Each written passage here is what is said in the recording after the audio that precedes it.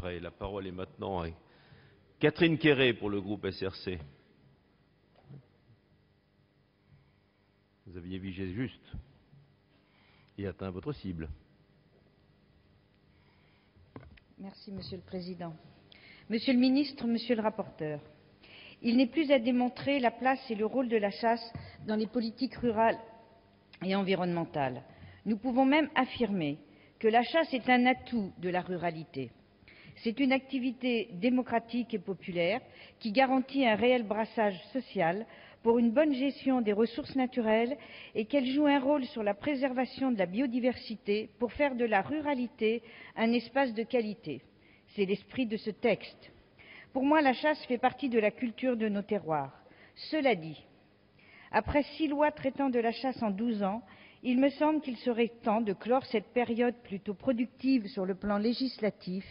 Il ne faut pas complexifier la réglementation, même si je reconnais que tout est perfectible et qu'on ne peut que soutenir tout ce qui peut permettre aux chasseurs d'accomplir leur passion dans les meilleures conditions, pour reprendre les termes de l'exposition des motifs.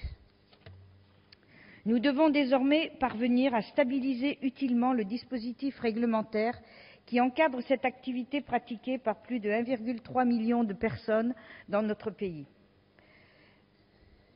Je tiens à souligner le lien très fort qui existe entre la chasse et l'agriculture et l'impact qu'ont certaines pratiques engagées par des chasseurs sur les pratiques de bonnes méthodes agricoles. Dans mon département notamment, les chasseurs ont aidé les agriculteurs à réinstaller en bordure de certaines parcelles des zones favorables à la réinstallation de gibier sauvage, et cela réussit. Et donc l'impact des chasseurs dans un grand nombre de communes rurales, sur le plan de l'économie et sur la gestion des espaces agricoles et ruraux est primordial. Tous les acteurs concernés par ce sujet reconnaissent en effet que la chasse, au-delà de son enracinement dans la culture et les traditions françaises, constitue une activité à part entière et une activité environnementale essentielle pour le maintien et la mise en valeur de nos territoires ruraux.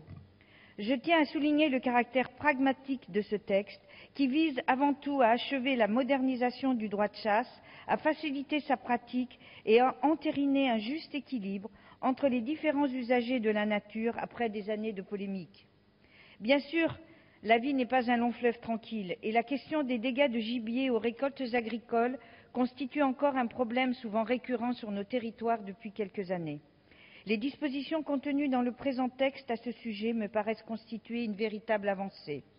Ce problème des dégâts prend dans certains endroits une dimension inquiétante, devenant une source de désaccords parfois vifs entre le monde des chasseurs et le monde agricole, et le poids des indemnités pèse lourdement sur les budgets des fédérations.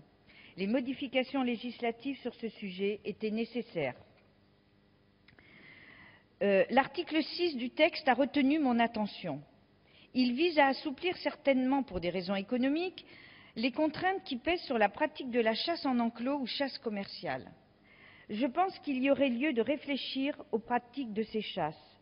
Ce n'est pas vraiment à mes yeux de la chasse puisqu'on lâche le gibier le matin pour le tuer dès le lâcher. Je ne reconnais pas là le plaisir de la chasse. S'agissant du respect des schémas cynégétiques départementaux, nous devons rester prudents et vigilants. Ces schémas que nous avons dévolus aux fédérations doivent obliger les chasses en enclos et les chasses commerciales à respecter les règles cynégétiques en matière de sécurité, mais aussi en matière de gestion du gibier. Je ne nie pas l'impact économique des chasses commerciales, mais on ne peut les exonérer de toute réglementation en vigueur. Exemple, en cas d'épizootie, on ne pourrait plus leur interdire de lâcher de gibier d'élevage pour des raisons sanitaires. Restons prudents. Cela dit, ce texte prévoit de bonnes dispositions d'ordre pratique. Je me réjouis que l'activité législative permette d'encadrer la pratique de la chasse du point de vue de son impact sur l'environnement et sur la sécurité, et c'est sans arrière-pensée que je soutiendrai ce texte. Merci.